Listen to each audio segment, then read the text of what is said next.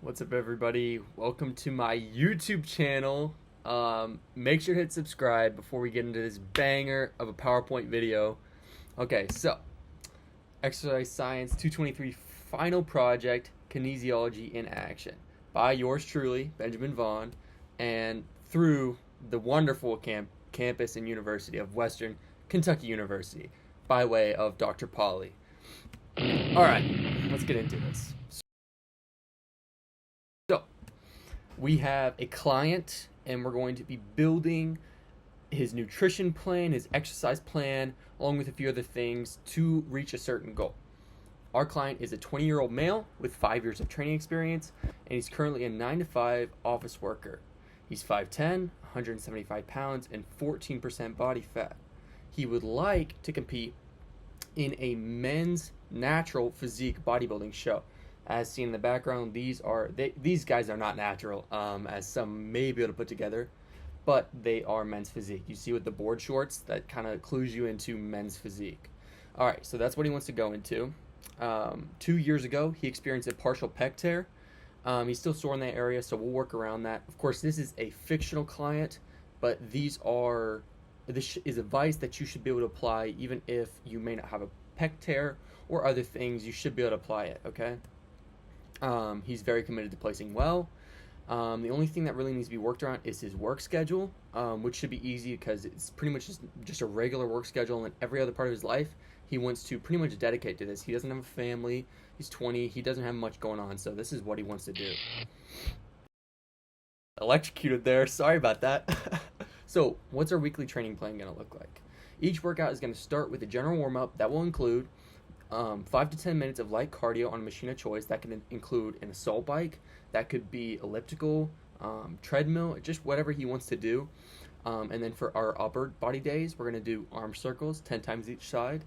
We're going to do arm swings for 10 times each side.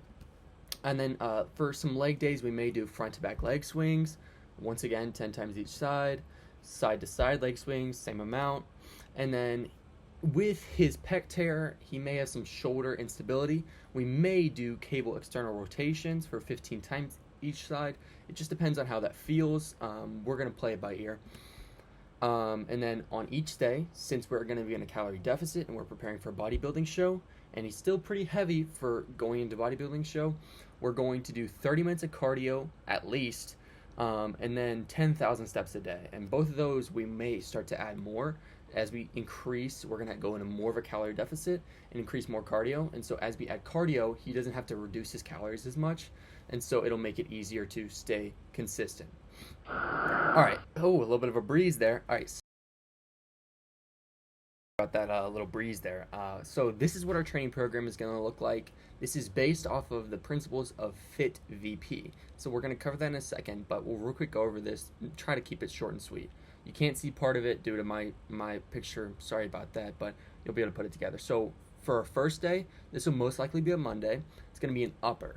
And so our split is going to be upper, lower, rest, pull, push, legs, rest. So 2 rest days, which may be helpful in a calorie deficit. It starts to get more difficult to progress and you may run into more issues. So this should keep it lower volume, not entirely lower volume, but in a way that shouldn't fatigue our client too much. And so we're going to start upper, strength focused. So upper and lower are strength focused, while pull, push, and legs are hypertrophy focused.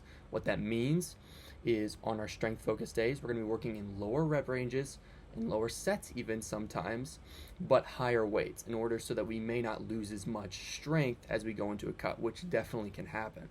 And so just a quick work through: 45-degree incline barbell press, cable crossover ladder, wide grip pull-up, high cable lateral raise, pendulum deficit row, overhead cable triceps extensions, Bayesian cable curls.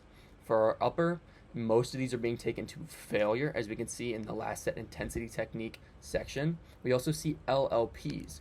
Those are long lengthened partials, which means you're working in the extended part of your range of motion towards failure. So it's both at the same time, both failure and long lengthened partials. And so we also have warm-up sets.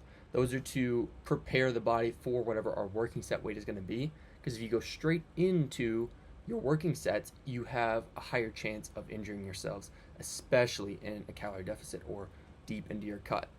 We also have working sets. So that is when we're working in our actual weight that challenges us and takes us to failure. That's how many sets we're going to be taking it to. And then reps, we also see some of them are lower, 6 to 8. That's better for strength.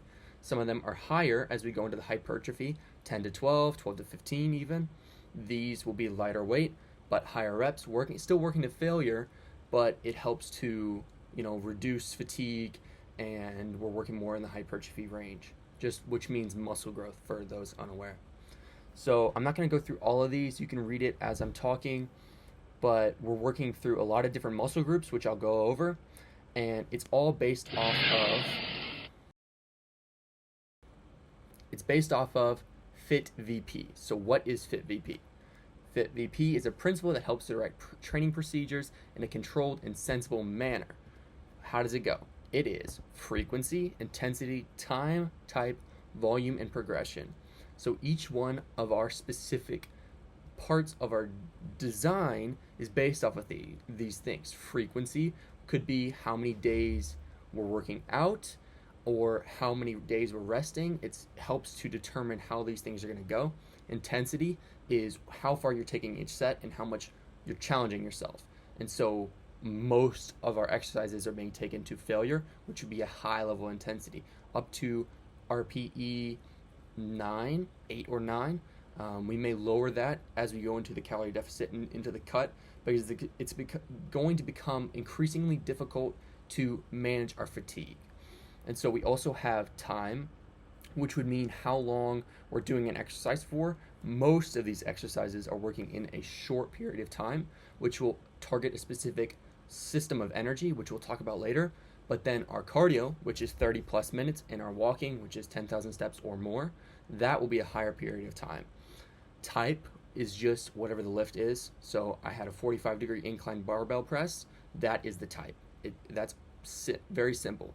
Volume would be the number of sets and reps that we're doing, and progression would be as we work week to week, we're going to be trying to increase weight or challenge ourselves to the highest ability. In a cut, we may not be able to increase weight, but we're still going to be progressing in other ways. We may be able to add a rep if we're lucky, but we'll play it by ear each time. Oh, little hammer there. Oh, okay. No, energy systems and muscle engagement. I mentioned this earlier. For each day, the 30 plus minutes of cardio utilizes the oxidative energy system, and it's a vital part in maintaining a steep calorie deficit. For every lifting day, we'll utilize both the phosphagen and glycolytic systems, since they are relatively short and high power lifts. Here is a short, small diagram to explain these. Our first energy system is phosphagen. That works up to 10 seconds, and that's an anaerobic energy system, which means it does not use oxygen. Our next is the glycolytic or glycolysis, and that uses glycogen in our muscle stores, sorry for stuttering, and that works up to a minute. And then from that point on, we're going to be using our oxidative system. And so as we go down, we go less and less power, but we can go for longer. And so what is each day going to be working and in what manner? So I mentioned this earlier, Monday and Tuesday will be strength, and those are upper and lower. So upper will train chest, traps, lats, delts, triceps in the long head emphasis, because we're doing overhead, which targets your long head more. In our push, we'll be targeting both the short and long head. And then we'll also be training biceps. In our lower, we're going to be training quads, our posterior chain, which is your lower back, glutes, hamstrings, such things, just your rear end, other than your back, really. It does some, but not as much. And then our calves and our core. So we're including core in both our strength lower and our hypertrophy push. There's not a perfect place to put core, but it is important for maintaining good trunk strength. And so your trunk is your midsection, your core, and it's important for bracing, and it helps to reduce injury, especially in your squats or your deadlifts. All right, so then we're going to move into our hypertrophy days after our rest day. We're going to have on our hypertrophy pool, lats, traps, rear delts, biceps, and your brachialis. So your brachialis, I don't have it listed on this diagram. I'm sorry for covering part of it. But you can look it up, and all this is listed very easily. Your brachialis runs next to your bicep, and so it's going to be important for having a more full arm look, but you don't have to hit it as often as your biceps, since it does run underneath of your biceps and kind of next to them. And so our hypertrophy push, we're going to be hitting chest, delts, triceps, and core. And then our hypertrophy legs will be quads, hamstrings, glutes, abductors and adductors, and calves. So our abductors and adductors, they also are not listed on this. Those are your inner and outer thighs. They're important for creating a good sweep and good physique. So as we work through each of our days, we're going to analyze how our client is progressing and where he needs to bring up, and then we'll make adjustments according to that in order to better suit the client. I already explained why. I won't go into much more because we're already kind of short on time. Drum roll, please, for a wonderful nutrition plan. All right, under different circumstances, this would be formatted entirely differently, but we're in bodybuilding prep, which means we're going to do this a little bit different than typical nutrition guidelines. We're going to be shooting for 250 grams of carbs, 200 grams of protein, and only 60 grams of fat. That may seem low in fat, but for our calorie needs, this is the only way to really do it. That'll be 49% carbs, 39% protein, and 11% fat. And that total is 2,340 calories, which is low, but we're only 5'10", 175 pounds, and 14% body fat.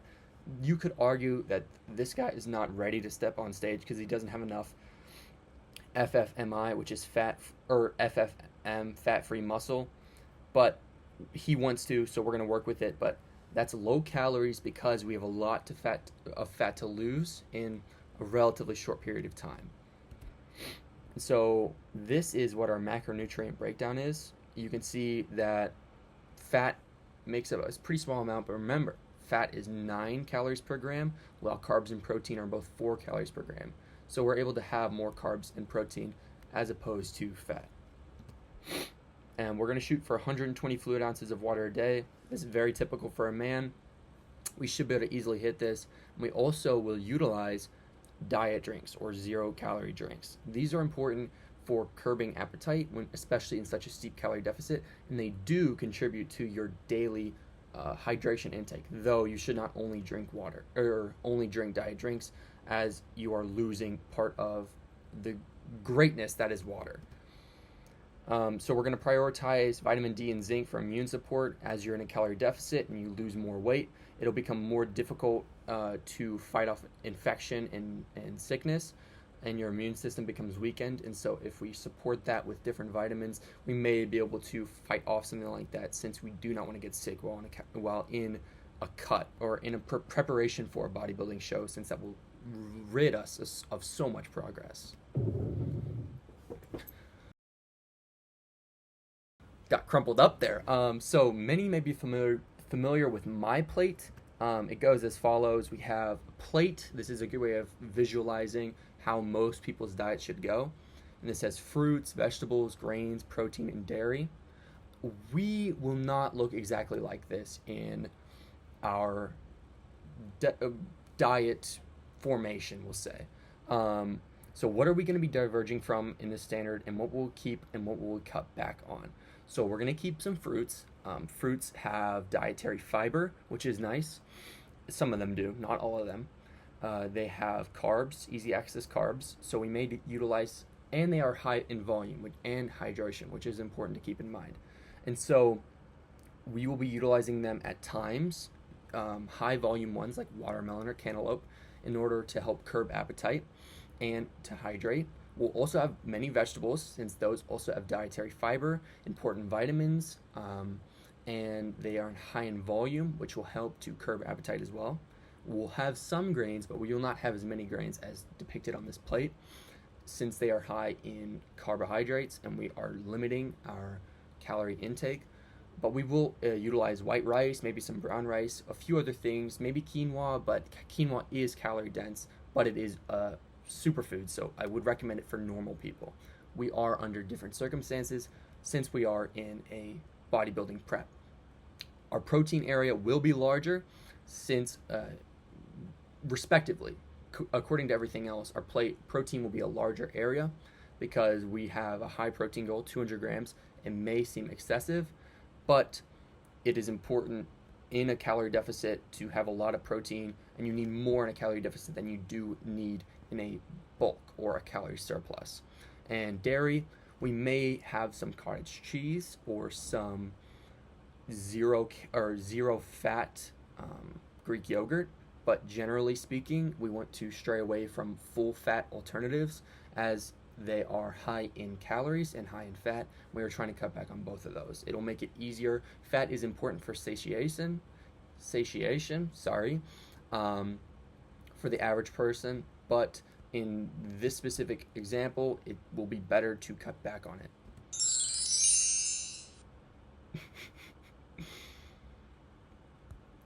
Okay.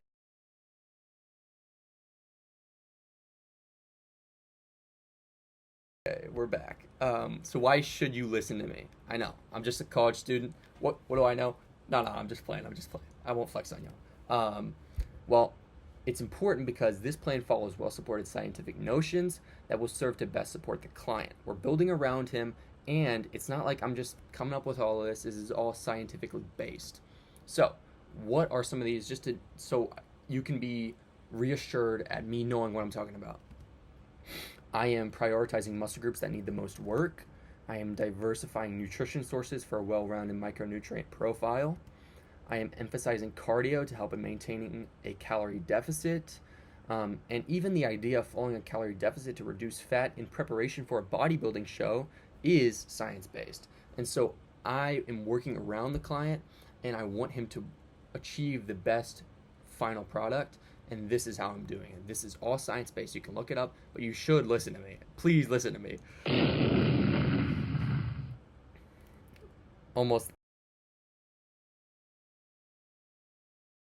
Almost lost you there. There was some shots fired, I think. So wrapping up, just to finish up, we need to follow strict dietary and training guidelines.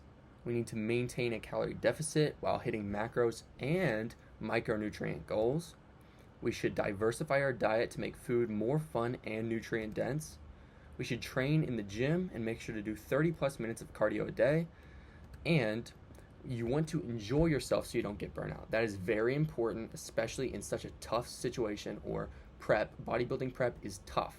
No matter what anybody says, it really does suck.